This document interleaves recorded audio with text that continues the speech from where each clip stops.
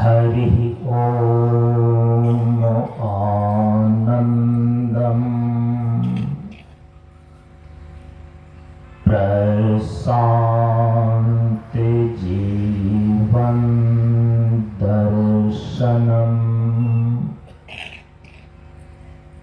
नमो नारायण नारायणम्।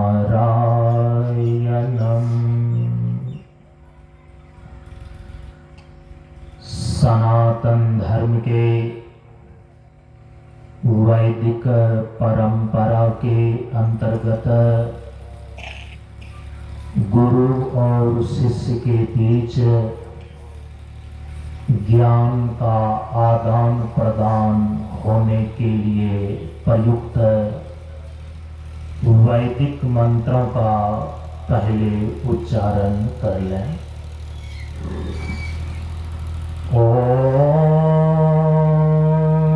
सहना भवतु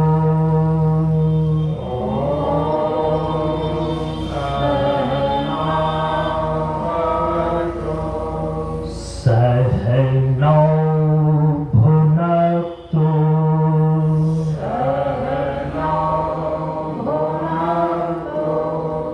सह वीर्यं करवावहै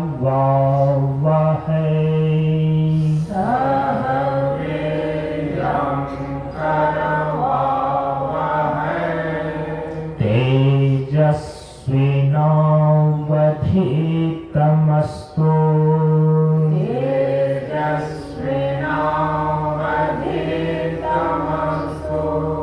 मा विद्विषावहै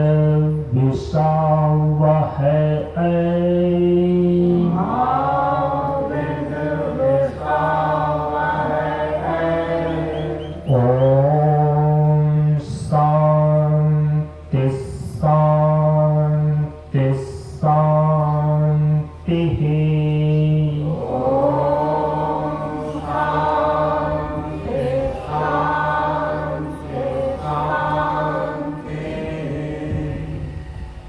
असतो मा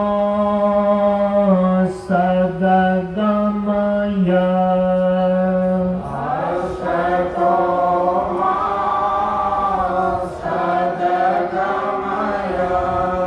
तमसो मा ज्योतिर्गमय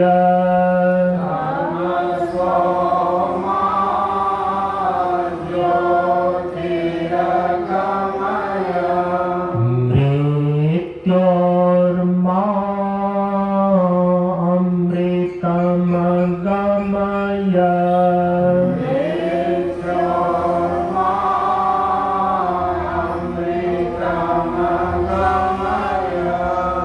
ओम शांति शांति शांति।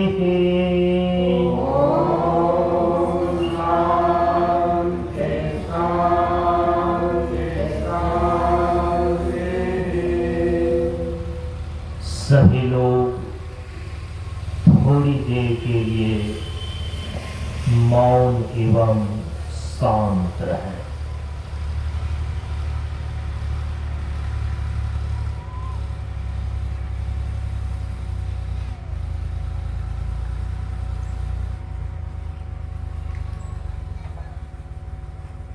नमो नारायण।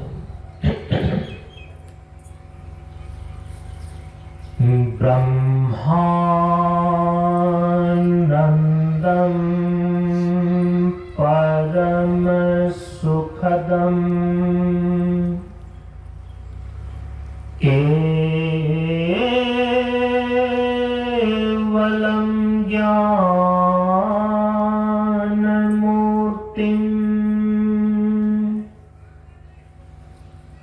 द्वन्द्वातीतं गगनसदृशं तत्त्वमस्यादिलक्ष्यम् एकं नित्यं विमलमचलम् सर्वधि साक्षिभूतम्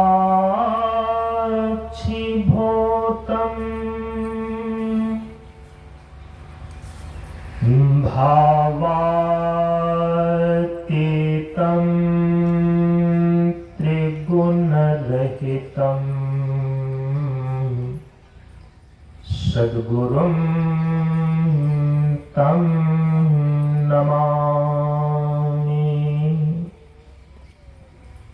सद्गुरुं तं नमामि।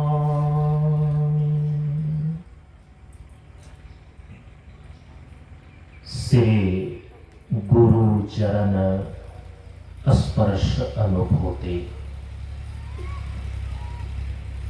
ज्ञान मार्ग सत्संग के सानिध्य में उपस्थित श्रद्धालु सत्संग प्रेमियों, ज्ञान बढ़े गुणवान के संगत, ध्यान बढ़े तपस्वी संग किन्हाओ, बुद्धि विवेक विचार बढ़े संत सन्यासी सुसज्जन तिन्हाओ। इसलिए ज्ञानी बेधय ज्ञान से, व्याधा बेधय तीर, सद्गुरु बेधय शब्द से भींगे सकल शरीर। प्रेमियों, हम सभी लोग प्रशांत योगाश्रम पंडारक मंच पर श्री सीता नवमी के अवसर पर पिंगल संवत्सर सन 2024 ईस्वी के 10 मई से लेकर 16 मई तक आयोजित 7 दिवसीय ज्ञान मार्ग सत्संग कार्यक्रम के आज चौथे दिन के सत्संग में उपस्थित हैं। हम सभी लोग इस बार के यहाँ के इस सत्संग सत्र में जीवन के 4 पुरुषार्थ अर्थ, धर्म, काम और मोक्ष पर विचार कर रहे हैं। कल के सत्संग में इस संदर्भ में आपने यह श्रवण किया कि हमारे सनातन धर्म के ग्रंथों में एवं संत महापुरुषों के द्वारा जीवन के जो 4 पुरुषार्थ निर्धारित किए गए हैं, ये जीवन की पूर्णता को प्राप्त करने की 4 सीढ़ियां हैं।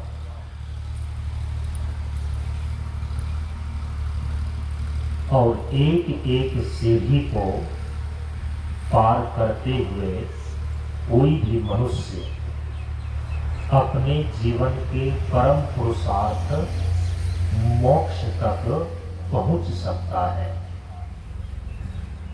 इसमें किसी भी प्रकार का कोई भी भेदभाव नहीं है,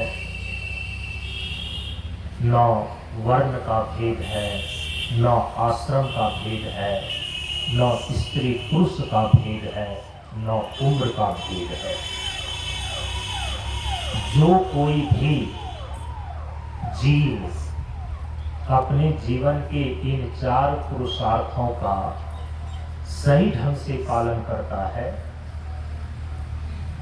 वो अपने जीवन के परम लक्ष्य, जीवन के अंतिम पुरुषार्थ मोक्ष तक अवश्य ही पहुंच जाता है। इसके लिए आपको सर्वप्रथम अपने जीवन की गाड़ी को सही पटरी पर रखना होगा। और कल हम यह बता करके आए हैं कि किसी भी मनुष्य का, चाहे वह किसी भी जाति में पैदा हो, किसी भी वर्ण का हो, किसी भी आश्रम में रह रहा हो और किसी भी लिंग अर्थात चाहे वह स्त्री हो चाहे पुरुष हो, सबके जीवन की गाड़ी परमात्मा के द्वारा बनाई गई सृष्टि रूपी सड़क पर दौड़ रही है। परमात्मा ने सभी जीवों को जीवन प्रदान किया। इस जीवन रूपी गाड़ी को चलाने के लिए सृष्टि रूपी सड़क बनाया। किस प्रकार से यह जीवन इस सृष्टि रूपी सड़क पर चलते हुए जीवन की सारी समस्याओं का अंतिम समाधान का बिंदु, जो जीवन के परम पुरुषार्थ के रूप में मोक्ष है, कैसे वह प्राप्त होगा, परमात्मा ने इसका भी सिद्धांत सुनिश्चित किया। और केवल हम उन सिद्धांतों से परिचित नहीं है, हमारे सनातन धर्म के ग्रंथों में वे सभी के सभी सिद्धांत उल्लिखित हैं। हरि अनंत हरि कथा अनंता, कहहि सुनहि बहु विधि सब संता। परमात्मा के द्वारा जो शाश्वत सिद्धांत सृष्टि के आरंभ में ही सुनिश्चित कर दिया गया है, तत्वदर्शी महापुरुष इस विश्व के रहस्य को और जीवन के रहस्य को जानने वाले जो तत्वदर्शी महापुरुष हैं, वे केवल परमात्मा के द्वारा व्यवस्थित जो शाश्वत सिद्धांत है उसी का प्रतिपादन करते हैं, उसी की व्याख्या करते हैं। कहहि सुनहि बहुविधि सब संता। जो श्रुतियों में प्रतिपादित जीवन के सिद्धांत हैं, जिन सिद्धांतों का पालन करके सही तत्वदर्शी महापुरुषों ने जीवन की पूर्णता को प्राप्त किया है, उसी सिद्धांत का व्याख्यान करते हैं अलग अलग तरीके से, कोई गायन करके, कोई प्रवचन करके, कोई प्रशिक्षण देकर।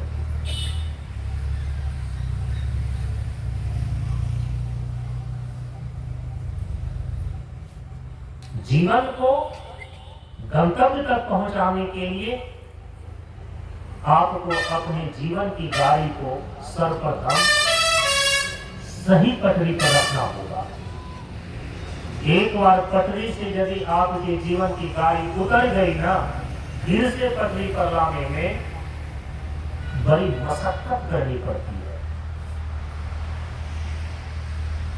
एक घर को बनाने में जितना व्यक्ति का समय लग जाता है, शक्ति लग जाती है, और यदि किसी प्रकार से वह घर नष्ट हो गया तो घर के नष्ट होने में न तो कोई समय लगता है और न तो कोई संपत्ति लगती है। जीवन के आबाद करने में पीढ़ियां गुजर जाती है व्यक्तियों की, लेकिन जीवन के बर्बाद करने में थोड़ी सी भी असावधानी हो गई, थोड़ा सा भी आप कुसंग में पड़ गए, आपका जीवन बर्बाद होने से कोई नहीं बचा सकता। जीवन का निर्माण करने वाले कोई आपके सगे संबंधी, आपके हित में सोचने वाले हितैषी होते हैं, संत महापुरुष होते हैं। कोई कोई आपके जीवन के हित के विषय में सोचता है, सब कोई नहीं सोचता।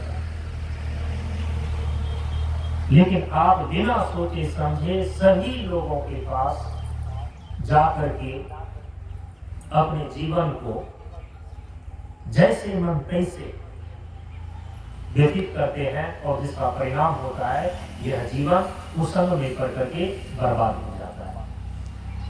मैंने कल 3 बिंदु का आप लोगों के संज्ञान में देने का प्रयास किया और वो शोधा हुआ सूत्र है। यदि आप अपने जीवन को सही दिशा में रखना चाहते हैं, जीवन रूपी गाड़ी को पटरी पर बनाए रखना चाहते हैं, इस जीवन को दिशाहीन होने से बचाए रखना चाहते हैं, उसके लिए 3 चीजों का आश्रय सर्वप्रथम ग्रहण करना चाहिए। पहला आश्रय है गुरु, दूसरा आश्रय है ग्रंथ और तीसरा आश्रय है गोविंद। जो गोविंद तत्व है, ईश्वर तत्व है, अभी आपकी पहुंच से बहुत दूर है। ईश्वर अंश जीव अविनाशी, चेतन अमल सहज सुख राशि। ईश्वर की सत्ता सभी मनुष्यों के भीतर जीव तत्व के रूप में विद्यमान है। ईश्वर का अंश रूप है जीव, लेकिन यह जीव अविद्या, काम और कर्म से ग्रसित होने के कारण से संसार में नाना प्रकार के दुखों को झेलते रहता है।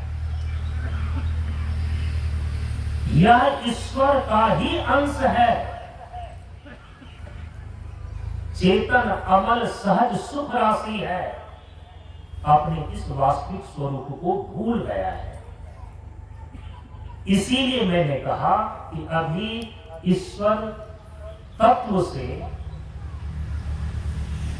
उनकी पहुंच से आप बहुत दूर हैं, लेकिन ईश्वर की सत्ता सृष्टि के कण-कण में और आपके जीवन के क्षण-क्षण में काम कर रहा है। आपने सुना होगा कि ईश्वर के बिना एक पत्ता भी नहीं हिलता। प्रकृति की जितनी भी घटनाएं होती हैं, कुछ लोग ऐसा कहते हैं कि वो अपने आप होती है और हम उनको बोलते हैं निरीश्वरवादी, ऐसे विचार वाले को, जो ऐसा मानते हैं कि प्रकृति की सारी घटनाएं एक यंत्र की भांति स्वयं में होती है। प्रकृति की घटनाओं को घटाने वाला, इसको चलाने वाला, इसके पीछे कोई सत्ता नहीं। इस विचारधारा को हम नास्तिक विचारधारा बोलते हैं, निरीश्वरवादी विचारधारा बोलते हैं। लेकिन सनातन धर्म का जो आस्तिक विचारधारा है, जो ईश्वरवादी विचारधारा है, उसकी ये दृढ़ मान्यता है, और मान्यता ही नहीं है, दृढ़ अनुभूति है कि सृष्टि का एक एक कण, उसमें जो कुछ भी हो रहा है वह अपने आप नहीं हो रहा है, बल्कि उसके पीछे एक परम सत्ता काम कर रही है, जो सबका नियामक है, जो संपूर्ण जीवन और सृष्टि का नियामक है। उसी सत्ता का नाम सनातन धर्म में ईश्वर है। सृष्टि के कण-कण में और जीवन के क्षण-क्षण में, आपके प्रत्येक श्वास में ईश्वर की सत्ता काम कर रही है। लेकिन आप इस ईश्वरीय सत्ता की बोध से अभी बहुत दूर है। उसी को बोलते हैं गोविंद। जीवन का वही लक्ष्य है, परम सत्ता परमात्मा। उनके आश्रय को ग्रहण करने का मतलब है, अभी तक काल में जिन व्यक्तियों को ईश्वर तत्व का बोध नहीं हुआ है, उनके लिए ईश्वर के अस्तित्व में विश्वास रखना, दृढ़ विश्वास रखना, कि इस सृष्टि में जो कुछ भी हो रहा है, हमारे जीवन में जो कुछ भी हो रहा है, समष्टि जीवों का, समष्टि जगत का नियामक एकमात्र ईश्वर है। कर्तुराज्ञया प्राप्यते फलम। सृष्टिकर्ता ईश्वर की आज्ञा के अनुसार से ही सभी जीवों को अपने अपने कर्मों का फल प्राप्त होता है। इसका दृढ़ विश्वास रखना, इसको बोलते हैं ईश्वर का आश्रय ग्रहण करना। गोविंद तत्व का आश्रय ग्रहण करना, उनके अस्तित्व पर पहले विश्वास करें और अपनी मान्यता में यह दृढ़ कर लें कि सृष्टि के कण कण में और जीवन के क्षण क्षण में वो ईश्वर की शक्ति काम कर रही है। कोई भी जीव उस नियामक चेतन ईश्वर के बिना क्षण मात्र भी जीवित नहीं रह सकता। इसीलिए समष्टि जीवों के कर्म फल दाता के रूप में हमारे यहाँ ईश्वर की सत्ता मान्य है। कर्तुराज्ञया प्राप्यते फलम। जब इस प्रकार की बातें अपने भीतर में आप दृढ़ता के साथ मान कर चलते हैं, ये कहलाता है गोविंद तत्व का आश्रय ग्रहण करना। ईश्वर के यथार्थ स्वरूप जो जीव का पूर्ण स्वरूप है, यदि ईश्वर का अंश यह जीव है, ईश्वर का अंश यदि यह जीव है, कई बार मैं बता चुका हूं, यदि इसको गणित की भाषा में आप समझें कि यदि ईश्वर का अंश बराबर जीव, तो जीव का पूर्ण स्वरूप बराबर ईश्वर होगा। यदि यह निश्चित है कि ईश्वर का अंश है जीव, तो जो जीव का पूर्ण स्वरूप होगा वो कौन होगा?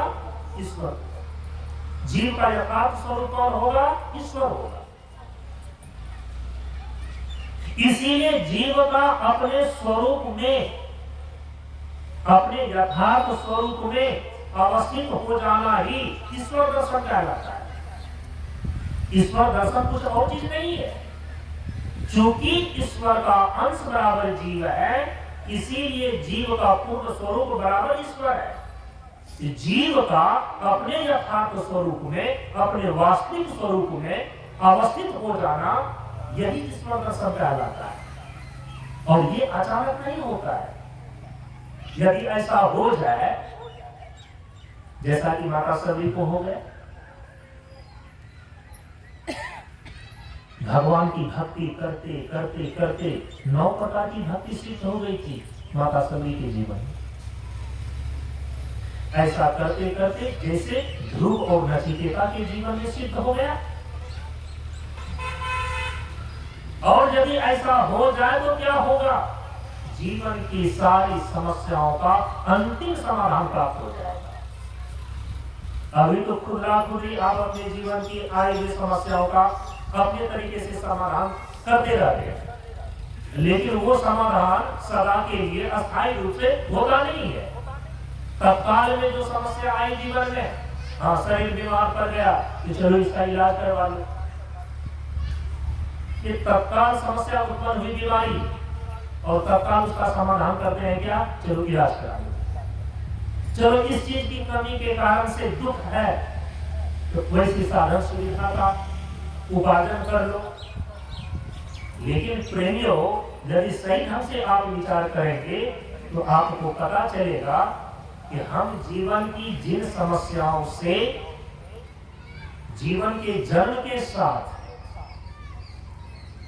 थे, जिन समस्याओं से उलझे हुए, जवानी में भी वही समस्याओं में उलझे हुए, और बुढ़ापे में भी वही समस्याएं अंतिम समय में रह गई। जीवन भर तक जितना भी प्रयास किया, जीवन की सारी समस्याओं का अंतिम समाधान नहीं कर सका। जीवन की सारी समस्याओं का अंतिम समाधान करना ही आपके जीवन का लक्ष्य है। सब व्यक्ति अपने अपने अपने अपने तरीके से, अपनी अपनी समझ से अपने जीवन की समस्याओं का समाधान कर रहा है, लेकिन उसमें जीवन की समस्याओं का आत्यंतिक समाधान पाना ये संभव ही नहीं हो पाता है। हमारे ऋषियों ने आश्वस्त किया है कि चूंकि तुम अपनी सोच समझ से, अपने तरीके से अपने जीवन की समस्याओं का समाधान आज ही नहीं कई जन्मों से करते आ रहे हो, लेकिन सफलता नहीं मिली। जीवन और सृष्टि का जो शाश्वत सिद्धांत स्वयं सबके नियामक ईश्वर ने निश्चित किया है, यदि उस सिद्धांत के अनुसार से अपने जीवन की समस्याओं का समाधान करो तो निश्चित रूप से जीवन की सारी समस्याओं का अंतिम समाधान पा सकते हो। और जानते हैं, जीवन की सारी समस्याओं का अंतिम समाधान पा जाना, इसी को जीवन की पूर्णता बोलते हैं।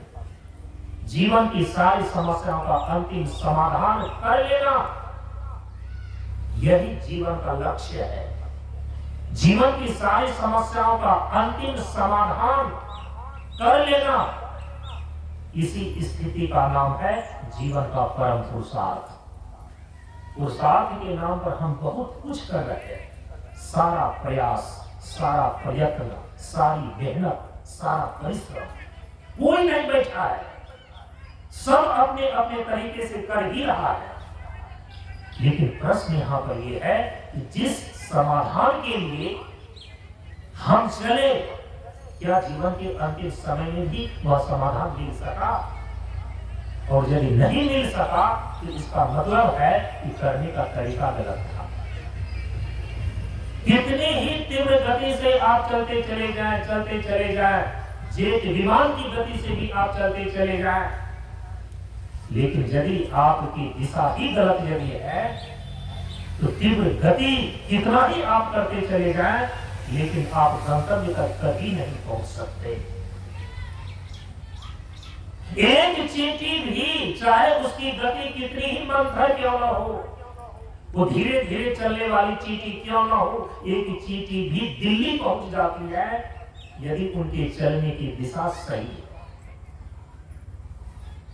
हमारे महापुरुष केवल इतना ही कहते हैं, जीवन और सृष्टि के सिद्धांत को पहले समझो, क्योंकि बिना समझे हुए कई जन्मों से तुम करते चले आ रहे हो, कोई सफलता मिली नहीं, अंत में निराश होकर के मर जाते हो। जीवन और सृष्टि के सिद्धांत को शास्त्रों से समझो, संत महापुरुषों के पास जाकर के समझो और उसके अनुसार से जीवन को सही दिशा में ले चलो। चाहे तुम कितना ही मंथर गति से चलने वाले क्यों न हो, एक ना एक दिन तुम अपने जीवन के गंतव्य तक अवश्य पहुंच जाओगे। इतनी बड़ी आश्वासन हमारे महापुरुषों के द्वारा दिया गया है कि तुम अमृत के पुत्र हो, तुम्हें मृत्यु कभी भी मार नहीं सकती, लेकिन क्षण प्रति क्षण तुम्हें तो मृत्यु का ही भय है, क्योंकि वास्तव में जो तुम हो उसका बोध ही नहीं। जो तुम नहीं हो वही मान करके जिए चले जा रहे हो और मरे चले जा रहे हो। तुम्हारा स्वरूप है सत्य और तुम मान रहे हो अपने आप को असत। तुम हो स्वरूप से चेतन और मान रहे हो अपने आप को जड़ सही। तुम हो सहज सुख राशि, लेकिन अनुभव कर रहे हो क्षण क्षण उदासी, क्षण क्षण दुख का अनुभव कर रहे हो। इसीलिए जब तक आप जीवन और सृष्टि के वास्तविक और शाश्वत सिद्धांत को शास्त्रों के माध्यम से, संत महापुरुषों के माध्यम से नहीं जान लेते हैं, तो प्रेमियों कई जन्मों से आपका प्रयास, आपका पुरुषार्थ, आपका प्रयत्न, आपकी मेहनत, आपका परिश्रम बेकार गया है, इस बार भी बेकार चला जाएगा।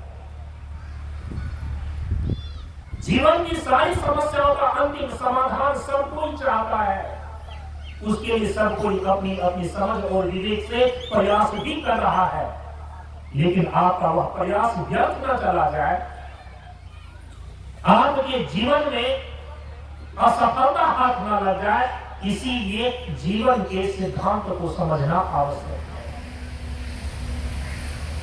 जिस दिन यह जीव अपने यथार्थ स्वरूप को जान लिया और जान करके उसी में अवस्थित हो गया, भगवान श्री राम कहते हैं माता सबरी को, मम दर्शन फल परम अनुपा, जीव पाव निज सहज स्वरूप। जीव का अपने निज स्वरूप में अवस्थित हो जाना, हे सबरी, यही ईश्वर दर्शन कहलाता है। मम दर्शन माने क्या? भगवान कह रहे हैं मम दर्शन, भगवान कह रहे हैं मेरा दर्शन क्या है? भगवान कह रहे हैं कि मम दर्शन फल परम अनुपा, जीव पाव निज सहज स्वरूपा। मेरा दर्शन का अर्थ होता है कि मैं जो हर एक जीव के अंदर उनका निज स्वरूप बनकर के विद्यमान हो, बैठा हो, यह जीव अपने निज स्वरूप में अवस्थित हो जाए। जीव पाव निज सहज स्वरूपा। जब तक यह जीव ईश्वर दर्शन नहीं कर लेता, और ईश्वर दर्शन का अभिप्राय भगवान के वचन के अनुसार से यह सिद्ध है कि जीव का अपने निज स्वरूप में अवस्थित होना। तो जब तक यह जीव ईश्वर दर्शन नहीं कर लेता है, अर्थात अपने निज वास्तविक स्वरूप में अवस्थिति लाभ प्राप्त नहीं कर लेता है, तब तक आप जन्मों जन्मों का तुझे अनंत जन्मों तक घोड़ा मोड़ा काम कौन पूछे, कृति महोदधो, कर्म के महासागर को भी खड़ा कर दें, आकाश में आप सीढ़ी भी लगा दें, आपके जीवन की सारी समस्याओं का समाधान नहीं हो सकता। जीवन की सारी समस्याओं का समाधान जहां की जीवन से सारे दुखों की आत्यंतिक निवृत्ति हो जाती है,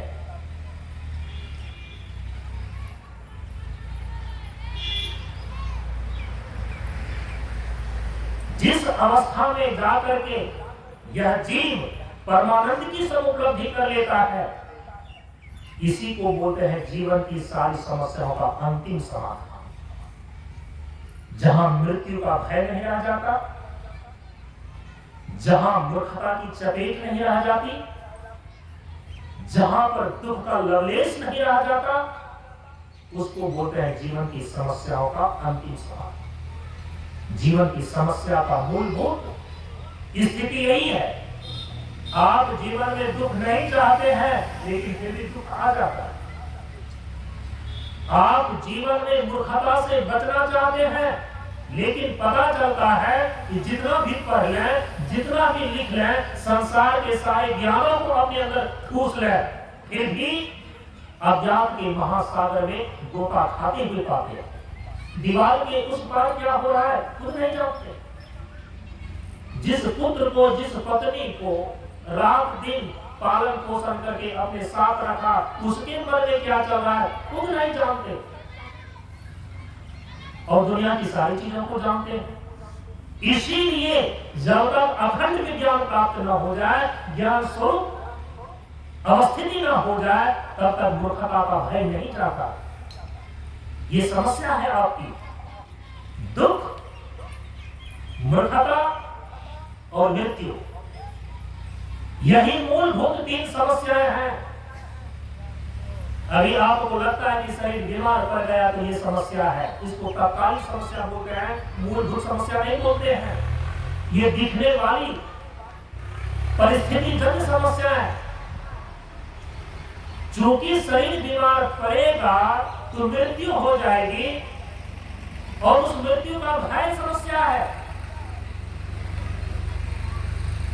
क्योंकि ये सारी चीजें यदि छिन जाएगी तो हमें दुख की प्राप्ति होएगी, तो दुख समस्या है, मृत्यु समस्या है और मूर्खता समस्या है।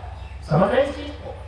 पहले तो हम अपनी मूलभूत समस्या को ही नहीं समझ पाते हैं। कि हमारी समस्या क्या है।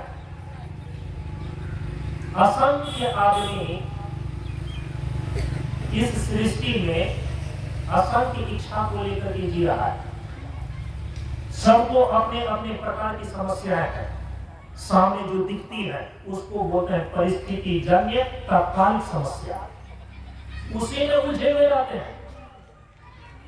लेकिन सभी समस्याओं का जो मूलभूत रूप है उस पर कभी दृष्टि ही नहीं जाती है।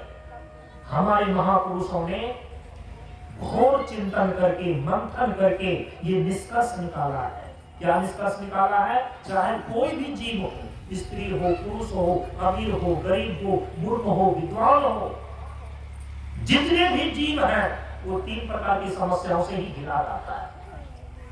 मृत्यु ये समस्या है, मूर्खता ये समस्या है, दुख ये समस्या है। मृत्यु, मूर्खता और दुख ये 3 चीजें हमारी मूलभूत समस्याएं हैं और इसी को दूर करने के लिए हम अपने जीवन में सब कुछ कर रहे हैं, सारा प्रयत्न कर रहे हैं, हर प्रकार का हम मेहनत कर रहे हैं।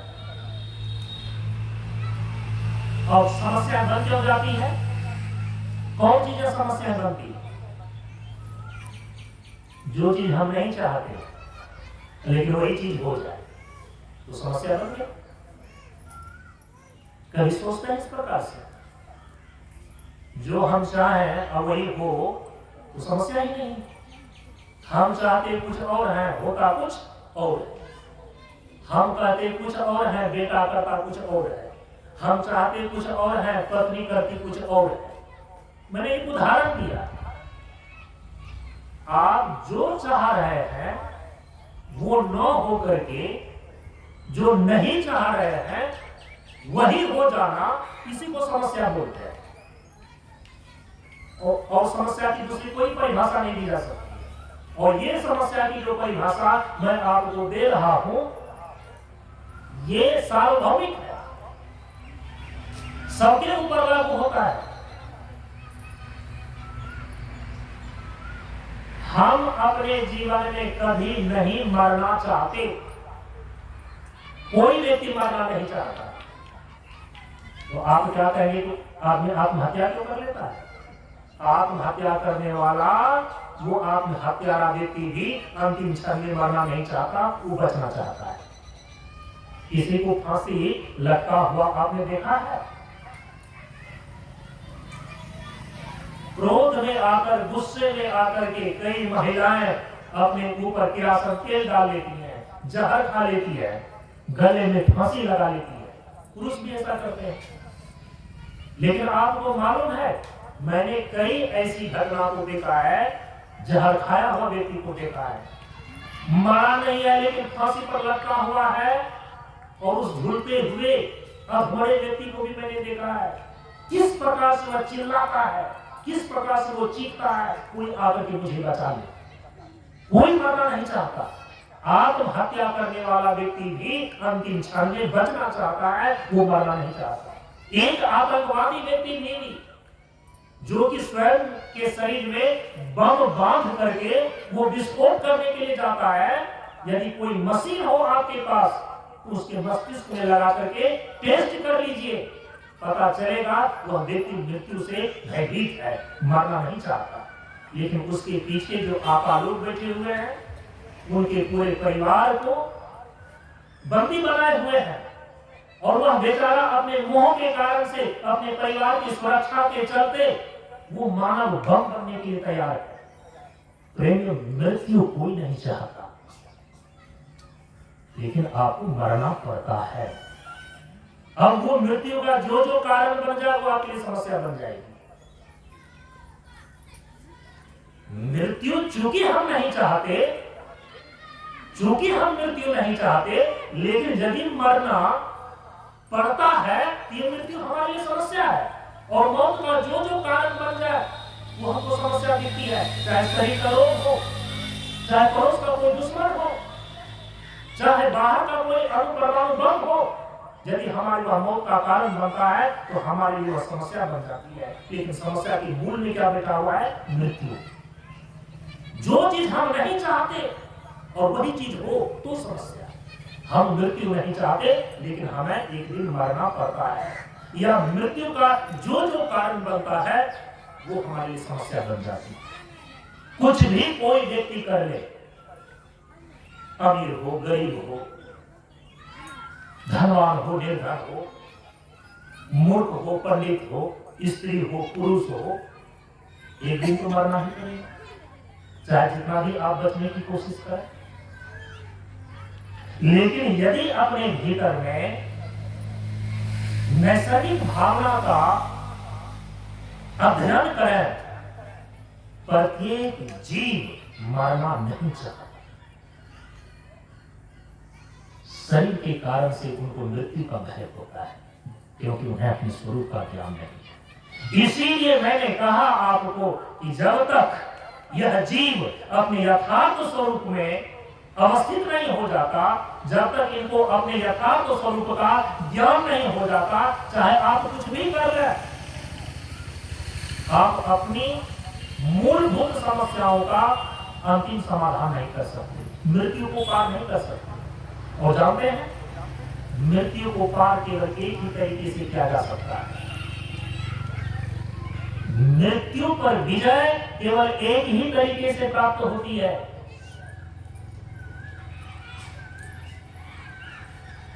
अमरता के बोध से। जब तक यह जीव मैं अपने स्वरूप से अमर हूं इस ज्ञान में स्थित नहीं हो जाता है, चाहे वह मृत्यु लोक से स्वर्ग लोक चले जाए, स्वर्ग लोक से ब्रह्म लोक चले जाए, उनको मृत्यु का भय कभी पीछा नहीं छोड़ सकता। केवल अमरता का बोध करके ही मृत्यु पर विजय पाई जा सकती है।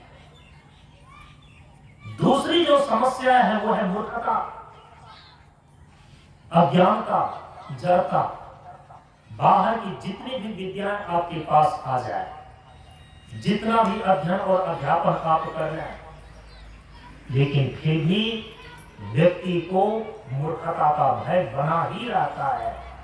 अपने भीतर यदि आंख बंद करके वह यह देखता है कि क्या मैं सब कुछ जानता हूं, तो पता चलता है कि किताबों में जितने भी ऐतिहासिक घटना है वो तो मैं जानता हूं, फटाफट बोल दे सकता हूं, बहुत सारे विषयों का विशेषज्ञ हूं, ये सब कुछ तो मैं जानता हूं। लेकिन जब वो अपने भीतर अंतर्मुखी हो करके ये स्वयं में देखता है कि क्या मैं स्वयं अपने आप को जान रहा हूं कि मैं कौन हूं, तो पता चलता है कि बाहर की सारी डिग्रियां, बाहर की सारी उपाधियां मिलकर के भी अपने स्वयं के स्वरूप का बोध कराने में समर्थ नहीं है। मतलब सारी दुनिया घूम आए और मैं ही कौन हूं पता नहीं चला, तो सारी चीजों को जानने से क्या फायदा हुआ? केवल इंफॉर्मेशन, केवल बाहर की सूचना। जीवन को चलाने के लिए वो सारी चीजें ठीक है, जीवन चल जाएगी, लेकिन प्रेमियों यदि कि आप अपने जीवन की समस्याओं का आत्यंतिक समाधान प्राप्त करना चाहते हैं, उसके लिए तो आपको अपने ही निज स्वरूप का ज्ञान होना, उसको प्राप्त करना आवश्यक होगा। इसीलिए मूर्खता का भय तब तक समाप्त नहीं हो सकता है जब तक वह सर्वज्ञ ईश्वर जो आपके शरीर के भीतर निज स्वरूप बन करके बैठा हुआ है, जब तक उसका बोध आप नहीं कर लेते, तब तक मूर्खता का भय नहीं जाता, चाहे बाहर आप कितना ही पढ़ लिख लें। समझ रहे हैं इस चीज को? आपके जीवन की समस्याओं का जो दूसरा बिंदु है वो है स्वयं के विषय में ही अज्ञान, मूर्खता का भय। और जो तीसरी चीज है आपकी मूलभूत समस्याओं का जो तीसरा बिंदु है, और वो तीसरा बिंदु है दुख।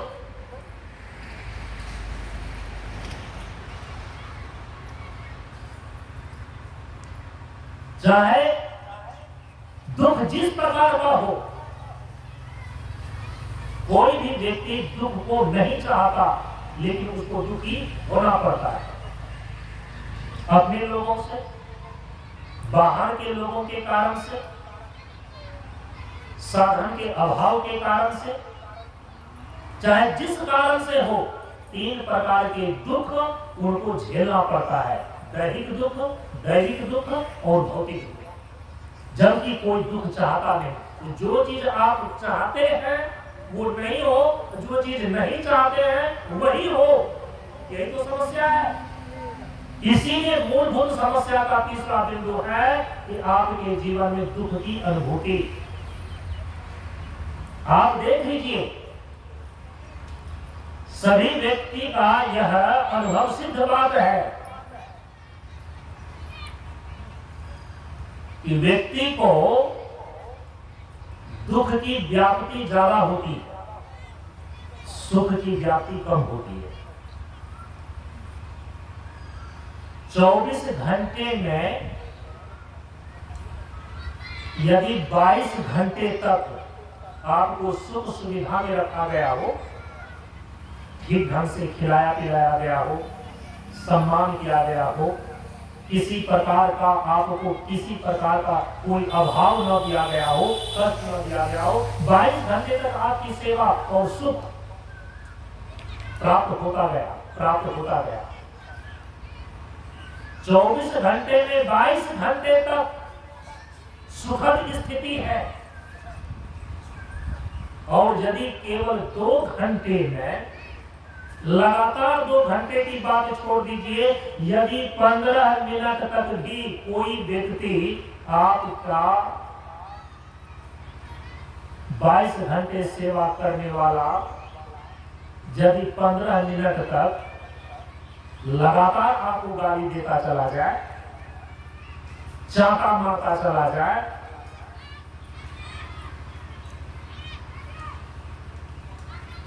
उससे जो आपको दुख होता है, इतनी व्याप्ति होती है कि 22 घंटे की गई सेवा पर पानी फिर जाता है। समझ रहे इस चीज को?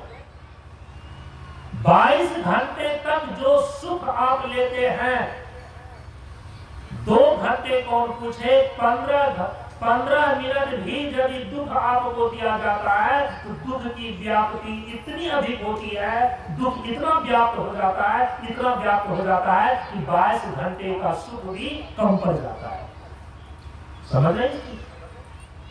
अब सोचिए ना, आदमी जो है कि जूता चप्पल पहन करके ठीक ठाक ढंग से चल रहा है, कई दिनों से चल रहा है, लेकिन थोड़ी सी भूलवश कोई कांटा चुभ जाए, कोई कील उसमें धंस जाए, वो कितने दिनों तक दुख देता है? हमारे महापुरुष कहते हैं कि दुख की व्याप्ति ज्यादा होती है, सुख की व्याप्ति कम होती है। इसीलिए इस भ्रम में आप मत रहिए। भगवान बुद्ध ने जब परम निर्वाण की प्राप्ति किया, परम ज्ञान को उपलब्ध हुए, तो उन्होंने 4 आदि सत्य की घोषणा की है। 4 आदि सत्य, और उन 4 आदि सत्य में, आदि सत्य का मतलब होता है सम्माननीय सच्चाई। आर्य माने पूजनीय, सम्माननीय, असत्य माने सच्चाई। भगवान बुद्ध ने जब निर्वाण की प्राप्ति किया, परम ज्ञान को उपलब्ध हुए, तो उन्होंने 4 सच्चाइयों की घोषणा किया। उन्होंने कहा कि देखो, तुम चाहे सच जिस चीज को मान रहे हो तुम मानो, लेकिन मैंने जो अपने भीतर ज्ञान प्राप्त किया है, मैंने जो देखा है, अब उस सच्चाई को सुनो। भगवान बुद्ध ने सबसे प्रथम आर्य सत्य में कहा कि सर्वम दुखम। भगवान बुद्ध कहते हैं कि सर्वम दुखम, ये प्रथम सच्चाई है कि सभी दुख है, सभी दुखी है, और सब कुछ दुख रूप है। भगवान बुद्ध कहते हैं कि ये प्रथम सच्चाई है, और जब तक इस प्रथम सच्चाई को तुम स्वीकार नहीं कर लेते हो, तब तक जीवन की वास्तविक यात्रा ही आरंभ नहीं होती है। और इस प्रथम सच्चाई को स्वीकार करना जब हम दुख और तकलीफ में होते हैं, किसी से धोखा खा जाते हैं ना, थोड़ी देर के लिए वैरागी उत्पन्न होता है हृदय में। लगता है कि दुनिया बेगानी है, लगता है कि संसार जो है कि नश्वर है। लेकिन जब थोड़ा सा भी संसार अनुकूल बनता है, संबंध अनुकूल बनता है, तो हमारा विवेक वहां पर मर जाता है। उस समय कभी भी विवेक में यह प्रकाश नहीं आ पाता है कि सर्वम दुखम। राजा का बेटा थे ना भगवान बुद्ध, उनको किसी चीज की कमी नहीं थी। वे जीवन में दुखों का कारण और दुखों का अंत कैसे होता है, इसी को जानने के लिए घर द्वार छोड़ करके तपस्या किए। और इसी बोध गया के क्षेत्र में जहां पर उनको बोध प्राप्त हुआ, निर्माण प्राप्त हुआ, आज उस स्थान को बोध गया के नाम से जानते हैं। दुखों की आत्यांतिक निवृत्ति कैसे होती है, भगवान बुद्ध ने कहा कि उसमें सबसे प्रथम सच्चाई है, यदि तुम्हारी विवेक में, तुम्हारी बुद्धि में ये बात अंत जाती है तो तुम्हारा कल्याण, तुम्हारे जीवन की सही यात्रा आरंभ हो जाएगी, जीवन में पहली क्रांति घटित होएगी। यदि तुम्हारे दिमाग में, तुम्हारी बुद्धि में ये बातें अट जाती है, समझ में आ जाती है कि सर्वम दुखम, ये प्रथम सच्चाई है। सभी दुखी हैं, चाहे गरीब हो और चाहे वह अमीर हो। भगवान बुद्ध कह रहे हैं कि सच्चाई यही है कि सभी दुखी हैं। अंतर केवल इतना है कि गरीब अपने दुख से दुखी है और अमीर अपने दुख से दुखी है। एक आदमी को, जो गरीब है ना, उनको साधन के अभाव के कारण से दुख होता है। लेकिन जो राजे महाराजे हैं ना, अपने पूरे राज्य के संचालन करने का दुख है उनको, कि कोई बाहर का आदमी मेरे पूरे राज्य को हड़प न ले, छीन न ले, इस चीज की चिंता हमेशा उसको सताती रहती है। एक साधु को यदि एक लंगोटी भर की चिंता है, तो एक बाबू को पूरे महल की चिंता है। इसलिए तो कबीर साहब ने कहा कि राजा दुखिया प्रजा दुखिया, तपस्वी को दुख दूना हो, आशा तृष्णा सब को व्यापे, कोई महल न सुना हो। भगवान बुद्ध ने कहा सर्वम दुखम, सभी दुखी हैं और सब दुख रूप है। जो चीजें अभी आपको सुख रूप लग रही हैं, यदि बढ़िया से आप विचार करेंगे, प्रक्रांतर से वह दुख रूप ही है। प्रिय से प्रिय पुत्र यदि किसी के हृदय को सुख पहुंचा रहा है, सुख पहुंचाने के साथ साथ वह प्रिय से प्रिय पुत्र उस व्यक्ति के दुख का कारण भी है।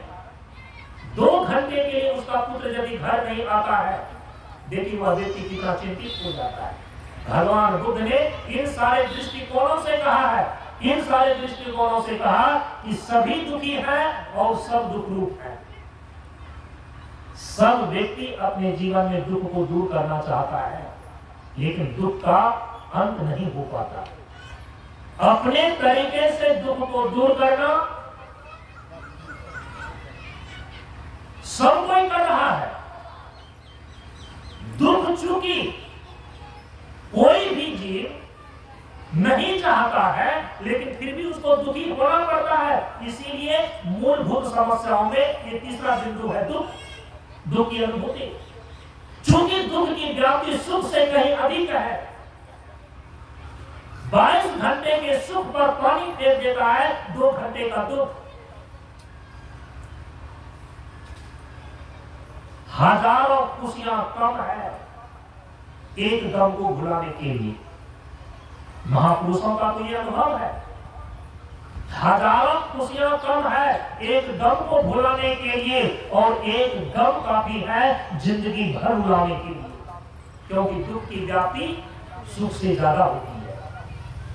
हर एक व्यक्ति अपने जीवन में इस दुख को दूर करना चाहता है, क्योंकि दुख नहीं चाहता, लेकिन घूम फिर कर दुख आ ही जाता है। आपने अपने जीवन में दुख को दूर करने के जितने भी प्रयास किए, क्या उन प्रयासों से दुख की आत्यांतिक निवृत्ति हो गई? तो पता चला कि जीवन के अंतिम समय तक में जब हम मरने वाले हैं, उस समय भी दुख के साथ ही इस संसार से विदा हो रहे हैं। तो प्रेमियों, जिन 3 मूलभूत समस्याओं को लेकर पैदा हुए, मृत्यु, मूर्खता और दुख के साथ पैदा हुए, इसी 3 मूलभूत समस्याओं को दूर करने के लिए जवानी भर, जीवन भर संघर्ष करते रहे। और जब जीवन का अंतिम समय आया, इस संसार से विदा होने लगे, तो उस समय भी जीवन की ये 3 मूलभूत समस्याएं मुंह बाए खड़ी थी। वही मृत्यु का भय, वही मूर्खता की चपेट और वही दुखानुभूति। तो फिर इतना जो सब कुछ किया,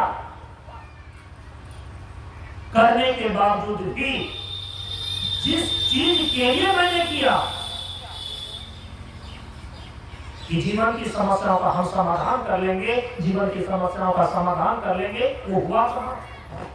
इसलिए प्रेमियों, जब तक हम अपने जीवन की मूलभूत समस्याओं को ठीक ढंग से समझ नहीं लेते हैं और उसके आत्यांतिक निवृत्ति के लिए, उसकी आत्यांतिक निवृत्ति के लिए हमारे शास्त्रों में, हमारे महापुरुषों ने जो निश्चित उपाय बतलाए हैं, जब तक उस उपाय के अनुसार से आप प्रयास नहीं करते हैं, तो जन्मों जन्मों से अपने दुखों को दूर करने का आपने प्रयास किया, पुरुषार्थ किया, प्रयत्न किया, लेकिन ये समस्या समाधान नहीं हो सकी, नहीं हो सकेगी। इसीलिए इसके लिए सर्वप्रथम अपने जीवन को सही दिशा में रखने के लिए 3 चीजों का आश्रय ग्रहण करने की बात कही गई। एक तो सबसे पहली चीज हो गई, सबसे ऊपर की जो चीज हो गई, वो हुआ गोविंद। गोविंद माने ईश्वर का।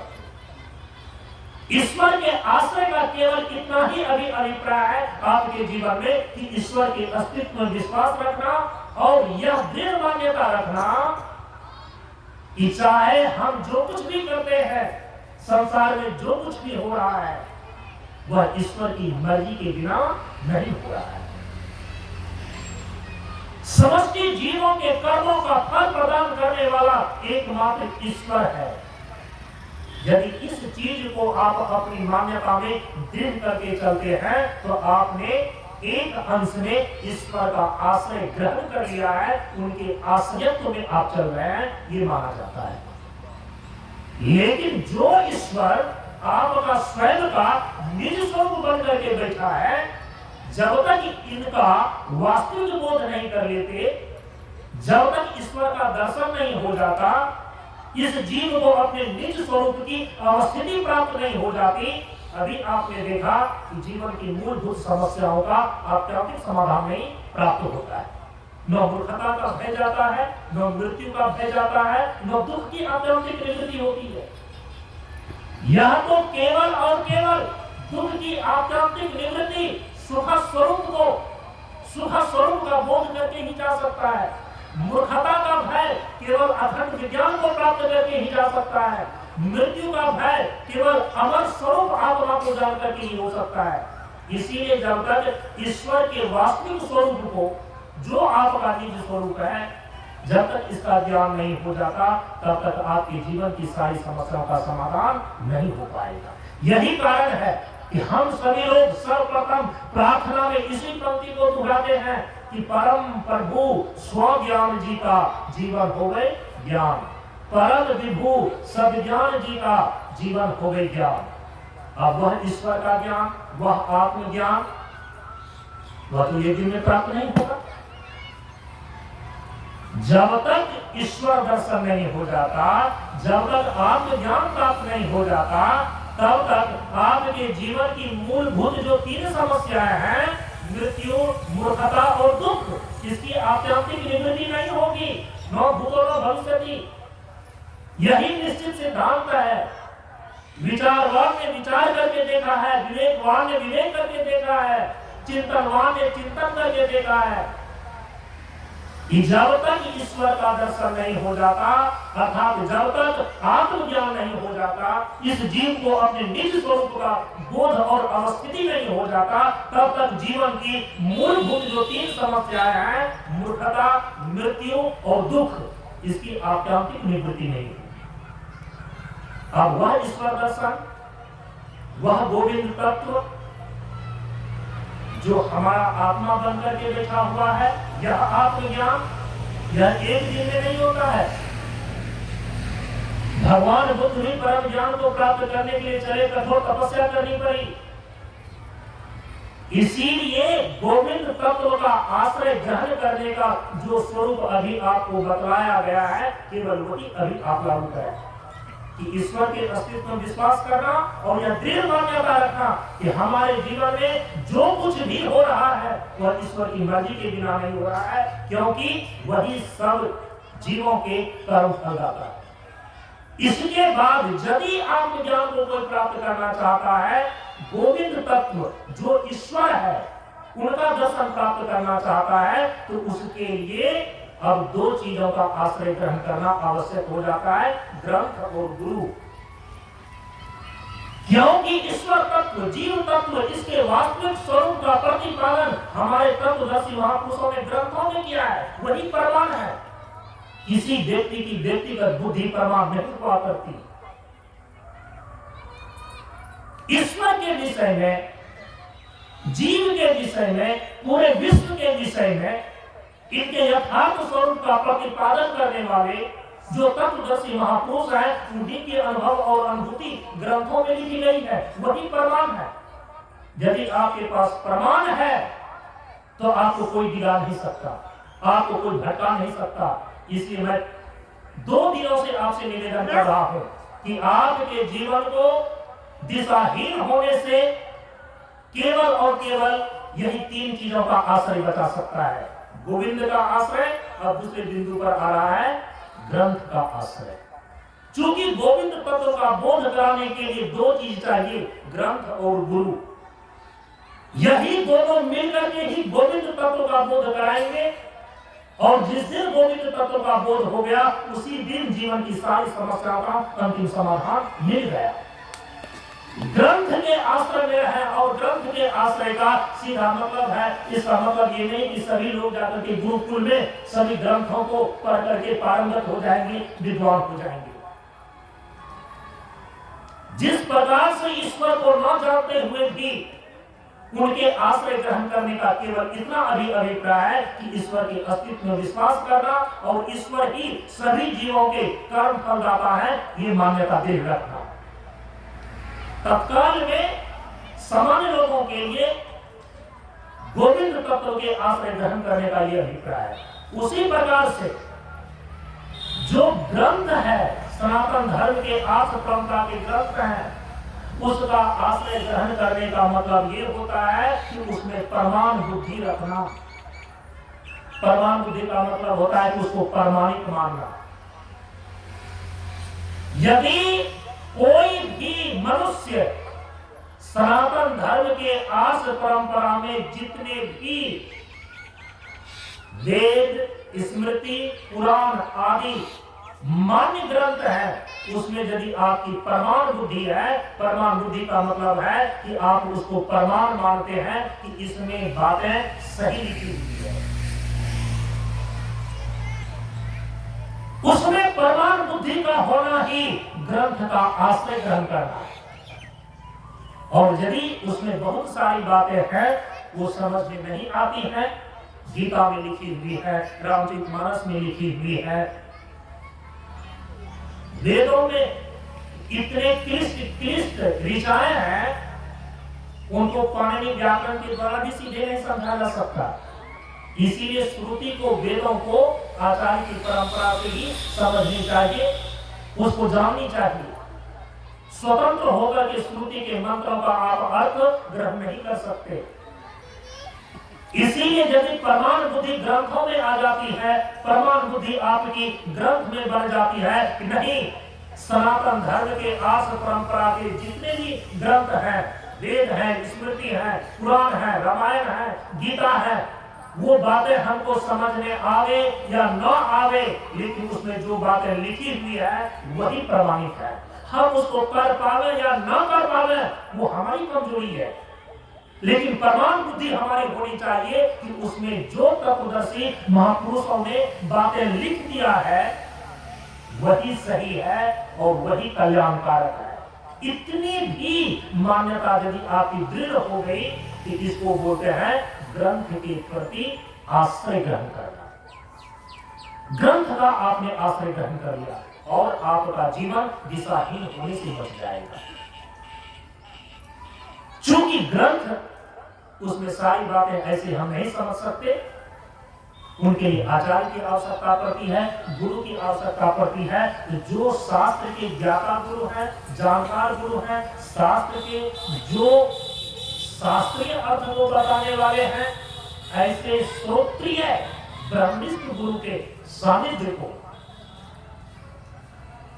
उनके सत्संगति को प्राप्त करना, उनके प्रति महत्व बुद्धि का होना, इसको बोलते हैं गुरु का आश्रय ग्रहण करना। यदि आपको ये समझ में आ जाता है कि गोविंद तत्व को ही हमारे आर्ष परंपरा के ग्रंथों में निरूपित किया गया है और उन ग्रंथों को हम बिना गुरु के नहीं जान सकते, समझ सकते, तो इतनी मान्यता भर से ही गुरु के प्रति महत्व बुद्धि आ जाती है, आचार्य के प्रति महत्व बुद्धि आ जाती है। इतनी महत्व बुद्धि का होना, गुरु में महत्व बुद्धि का होना, महापुरुषों में महत्व बुद्धि का होना, संत के प्रति महत्व बुद्धि का होना, इसी को बोलते हैं आश्रय ग्रहण करना। इसका आश्रय ग्रहण करने का मतलब ये नहीं होता कि राम जी उसके सामने साथ चलता।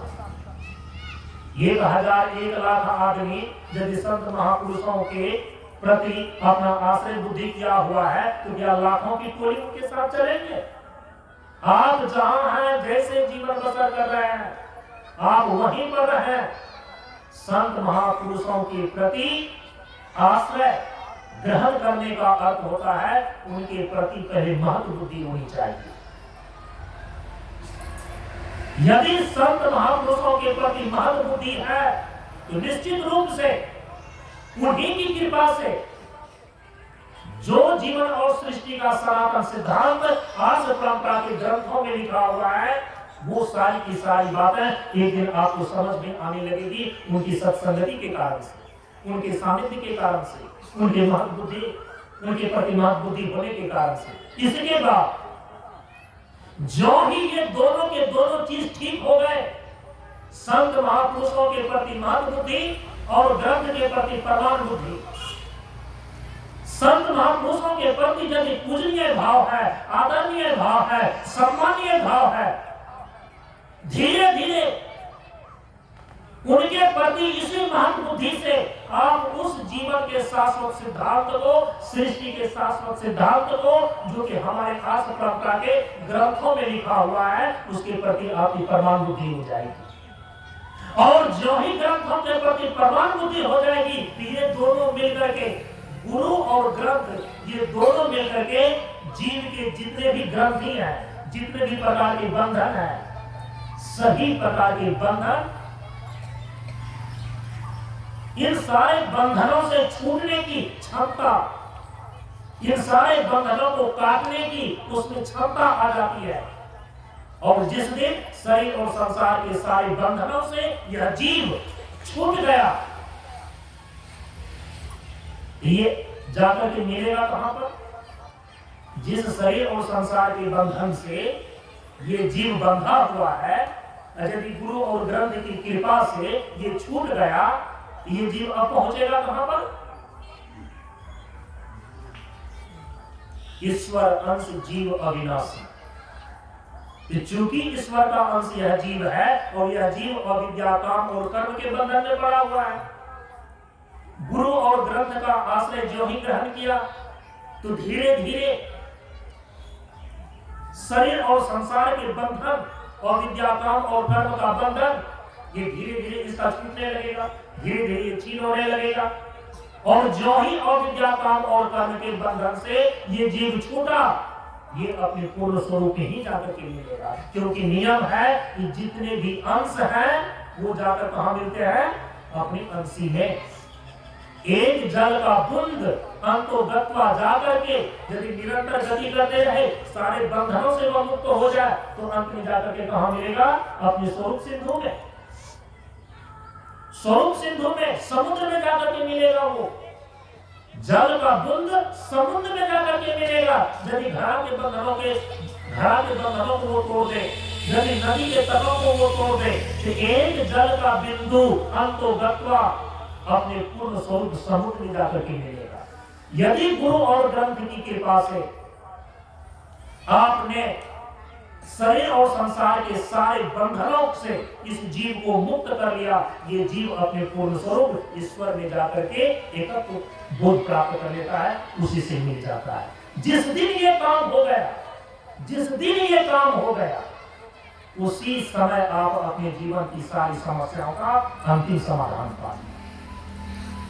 और यदि ये वाला काम नहीं हुआ प्रेमियों, यदि ये वाला काम नहीं हुआ, आप दुनिया में चाहे जितना काम कर ले, धरती आसमान एक कर ले, पुरुषार्थ के नाम पर कठोर परिश्रम कर ले, कड़ी मेहनत कर ले, लेकिन आप अपने जीवन की सारी समस्याओं का अंतिम समाधान नहीं पा सकेंगे। जीवन की सारी समस्याओं का अंतिम समाधान पाने का यही रास्ता है कि अपने जीवन के चारों पुरुषार्थ को कर्मिक ढंग से उसको सिद्ध करना। अर्थ पुरुषार्थ, धर्म पुरुषार्थ, काम पुरुषार्थ और मोक्ष पुरुषार्थ। जो मोक्ष पुरुषार्थ है, ये जीवन का सबसे अंतिम पुरुषार्थ है। जब शरीर और संसार के सभी बंधनों से छूटकर यह जीव अपने पूर्ण स्वरूप ईश्वर में मिल जाता है, तो इसी को बोलते हैं मोक्ष। नहीं तो पुरुषार्थ के नाम पर जीवन भर गधे और बैल की तरह कड़ी मेहनत करते रहिए, कड़ी मेहनत करते रहिए। मेहनत का भी महत्व है, क्योंकि सकल पदार्थ यही जग माही, कर्महीन नर पावक नाही। लेकिन अभी जो आप मेहनत कर रहे हैं, अभी जो आप प्रयास कर रहे हैं, अभी जो आप परिश्रम कर रहे हैं, उससे जो आपको मिल रहा है, कितना मिल रहा है, क्या मिल रहा है? जो भी कुछ मिल रहा है, वो आपके जीवन की समस्याओं का अंतिम समाधान नहीं कर पा रहा है। इसलिए हमारे महापुरुष कहते हैं, जीवन और सृष्टि के सिद्धांत को ठीक ढंग से समझो, इन तीन चीजों का आश्रय ग्रहण करो, सारा रास्ता तुम्हारे जीवन का खुल जाएगा, सारी चीज समझ में आ जाएगी। संत महापुरुषों के प्रति पहले महत बुद्धि बनाए। आज दिन प्रतिदिन धीरे धीरे लोगों की बुद्धि बड़ी विकृत हो गई है, बड़ी विकृत हो गई है, और उसी विकृत बुद्धि के कारण से उनके जीवन में सारी समस्याएं आ रही है। हमारा भारत ऋषियों का देश है, संत महापुरुषों का देश है, यहाँ की फिजा आध्यात्मिक है प्रेमियों। आप इसे हट करके आप सही ढंग से नहीं जी सकते, आपको घुटन का अनुभव होगा। समझ रहे हैं इस चीज को? इतना जीवन में तनाव, इतना जो घुटन आ रहा है, क्यों आ रहा है पता ही नहीं चल रहा है।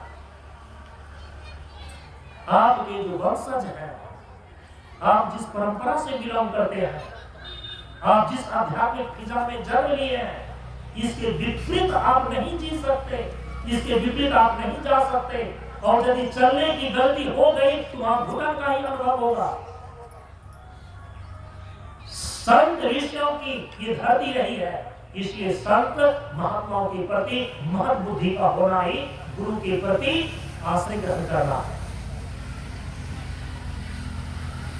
यहां पर भारत में जितने भी ग्रंथ हैं, पूरी दुनिया में उतने ग्रंथ नहीं है, इसीलिए उन मान्य ग्रंथों के प्रति परमाणु बुद्धि रखना, ये ग्रंथ का आश्रय ग्रहण करना कहलाता है। जो गोविंद तत्व आपकी पहुंच से अभी दूर है, लेकिन संत महापुरुषों के सत्संग में जा करके जो कुछ भी ईश्वर के विषय में आपको समझ में आता है, उसको ध्यान में रखना, ईश्वर के अस्तित्व में विश्वास करना, पूरे सृष्टि और जीवन में एक पत्ता भी ईश्वर के बिना नहीं गिरता है।